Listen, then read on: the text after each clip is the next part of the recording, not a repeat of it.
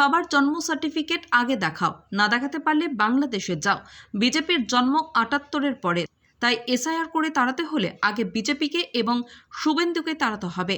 বিজয় সম্মেলনের মঞ্চ থেকে শুভেন্দুকে বেনজির আক্রমণ সুদীপ লাহার। পাঁশকুড়া ব্লক তৃণমূল কংগ্রেস আয়োজিত বিজয় সম্মেলনীতে উপস্থিত ছিলেন তৃণমূল কংগ্রেসের মুখপাত্র সুদীপ লাহা। বিজয় সম্মেলনী মঞ্চ থেকে শুভেন্দু অধিকারীকে বেনজির আক্রমণ করেন সুদীপ। শুভেন্দু অধিকারীর নতুন নাম হাম্পিং ডাম্পিং বলে মন্তব্য করেন তৃণমূল কংগ্রেসের মুখপাত্র সুদীপ লাহা।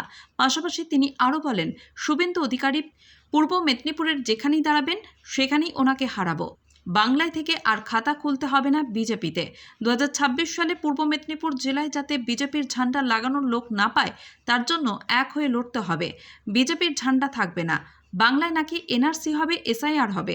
গতকাল হাম্পিং ডাম্পিং বলছেন 1 কোটি লোকের নাম বাদ যাবে। আরে আগে বলি, তোমার বাবার জন্ম সার্টিফিকেটটা আগে দেখাও। যদি না দেখাতে পারো তাহলে পশ্চিমবঙ্গ থেকে বাংলাদেশে চলে যাও। শুভেন্দু অধিকারীকে এসআইআর করে মেদিনীপুর থেকে বার করে বাংলাদেশে পাঠাও। ৭৮-এর পরে যদি কাউকে পশ্চিমবঙ্গ থেকে তাড়াতে হয় তবে ভারতীয় জনতা পার্টিকে আগে তাড়াতে হবে, কারণ বিজেপি পার্টির জন্ম ৭৮-এর পরে। আর এই পূর্ব মেদিনীপুরের মাটি থেকে আমি আর নাম ধরে বলি না, জানেন তো, নতুন নাম দিয়েছি হাম্পিং ডাম্পিং। হাম্পিং ডাম্পিং অধিকারী, আপনি শুনে রাখুন, পূর্ব মেদিনীপুরে যেখানে দাঁড়াবেন সেখানে হারাবো, সেই মাটিতে হারাবো। বাংলা থেকে আর খাতা খুলতে হবে না বিজেপিকে।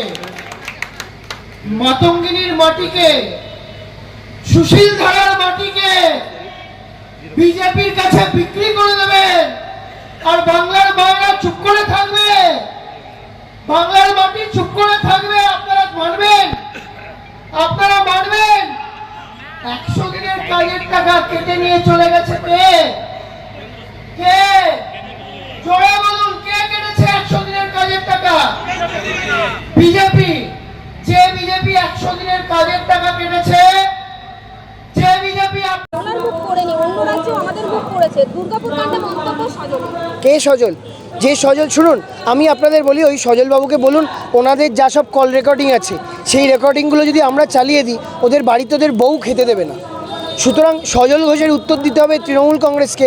এত খারাপ অবস্থা এখনও হয়নি। তাই আমি আপনাদের বলছি, ওনাদের বলুন যে আগে অমিত শাহদের দেখতে, উত্তরপ্রদেশে গুজরাট দেখতে, হাথরাস দেখতে, ও গোধারা দেখতে কি করেছিল বিজেপি। সব বিজেপি ন্যাশনাল এনসিআরবি রিপোর্ট অনুযায়ী কলকাতা সারা ভারতবর্ষের মধ্যে সেফেস্ট সিটি। বিজেপির লজ্জা করে না এসব কথা বলতে?